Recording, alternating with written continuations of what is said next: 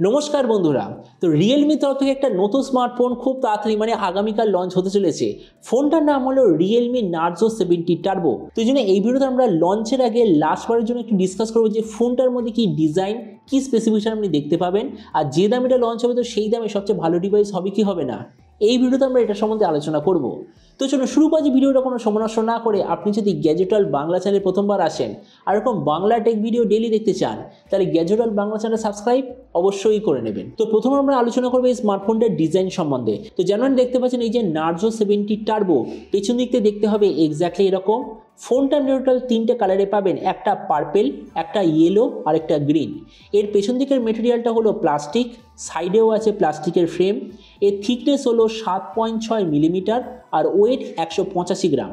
ডিসপ্লের দিক থেকে এতে আপনি পাবেন 6.67 inch full HD plus 120 hertz AMOLED display, তার সঙ্গে 2000 হার্জের টাচ স্যাম্পলিং রেট, 2160 হার্জের পিডালো ডিমিং রেট, 2000 নিটসের brightness, 20:9 aspect ratio, 93% screen to body ratio.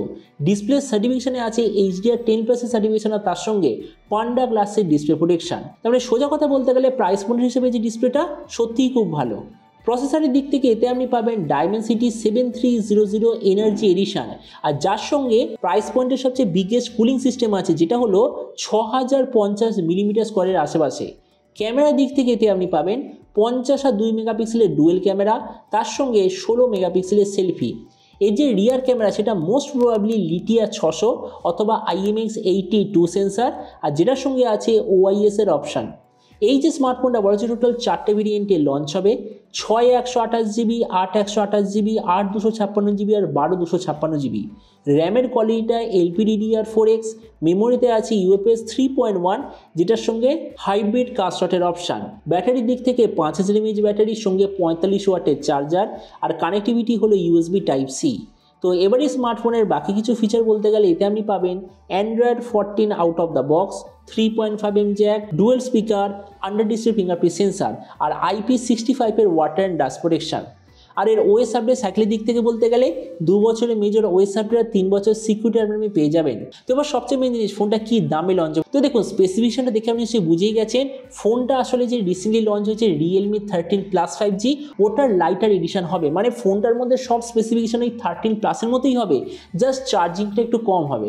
তো ওই জন্যই বলেছে যে এই স্মার্টফোনটার অফিসিয়ালি ইন্ডিয়াতে প্রাইস হবে 19,000 টাকার আশেপাশে, 2000 টাকার কুপন অফার আর 1000 টাকার কার্ড অফার নিয়ে। আর আপনাদের ভিডিওটা বাংলাদেশ থেকে দেখে থাকেন, তো বাংলাদেশটা লঞ্চ হওয়ার কথা যতদূর মনে হচ্ছে ওই 30,000 বাংলাদেশি টাকার আশেপাশে। তো এবার সব ভিডিও থেকে আপনাকে জানাবো এই যে স্মার্টফোনে যে আসতে চলেছে এটা কি প্রাইস পয়েন্টের মধ্যে সবচেয়ে ভালো, নাকি এর চেয়ে বেটার অন্য কোনো স্মার্টফোন অ্যাভেলেবল আছে। দেখুন আমরা যদি এই মুহূর্তে এখানে দেখি, তাহলে 20,000 টাকায় সবচেয়ে ভালো অলরাউন্ডার স্মার্টফোন হলো iQOO Z9 5G। তো আমরা যদি iQOO Z9 এর সঙ্গে কম্পেয়ার করি, প্রথমত ডিসপ্লে এই দিক থেকে আমি বলবো দুটো স্মার্টফোন এক্স্যাক্টলি সেম, কোনো ডিফারেন্স নেই। প্রসেসর এই দিক থেকে iQOO Z9 বেটার। দেখুন এটা আমি অনেক জায়গায় দেখেছি যে ডাইমেনসিটি 7300 যে এনার্জি এডিশন, ওটার AnTuTu স্কোর ডাইমেনসিটি 7200 থেকে বেশি।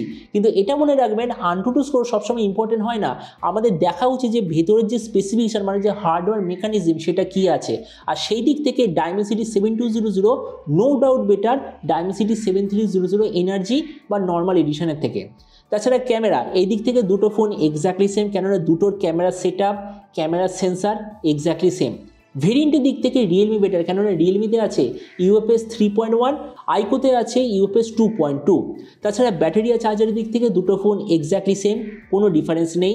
স্পিকারের দিক থেকে দুটো সেম, OS আপডেটে দুটো এক্স্যাক্টলি সেম। তো আমরা দেখুন ভিডিওর সঙ্গে এটাই বলবো, এই যে রিয়েলমি তরফ থেকে নতুন স্মার্টফোনে যে আসতে চলেছে, আমার মতে মনে হয় iQOO Z9 5Gর একটা পারফেক্ট অল্টারনেট এডিশন। মানে যাদের iQOO Z9 5G বলে স্মার্টফোনটা পছন্দ নয়, তাদের জন্য নার্জো 70 টার্বো সব থেকে ভালো চয়েস হতে চলেছে। তো এবার আপনি যখন সঙ্গে অবশ্যই জানাবেন এই যে রিয়েলমি তরফ থেকে নতুন স্মার্টফোনে যে আসছে, তো আপনি কি এই দামে এটা নিতে চান, নাকি অন্য কোনো স্মার্টফোন আপনি চুজ করতে চান।